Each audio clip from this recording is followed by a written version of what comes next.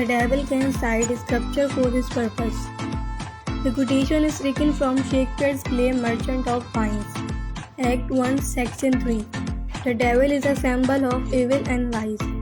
Devil looks after his own well-being, being a supreme evil and a wicked force.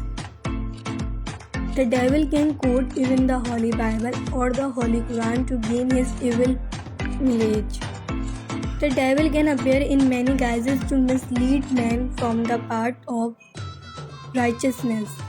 The quotation implies that men in whose bones evil has entered would contrive different types of devices to achieve their ugly motive. The quotation borders on the Machiavellian philosophy according to which ends justify means and not otherwise. The princes, kings, dictators can wear the cloak of pity to beguile the poor, gullible people. They can propagate morality, justice, and virtue, but that is a merry lip service.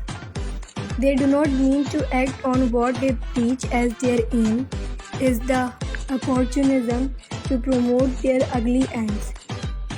By and large, political leaders involved in corruption have been condemning corruption and professing before the public that they would not rest till corruption is wicked out. Corruption suits them to plunder the national resources. Such leaders are like the devil quoting scripture, and there is no dearth of them in Pakistan. Pakistan would be out of woods when leaders of this type disappear from the political scenes. The US, the committer of aggression, is a number of countries when assigning the role of a moralist condemning aggression appears in the guise of devil quoting scripture.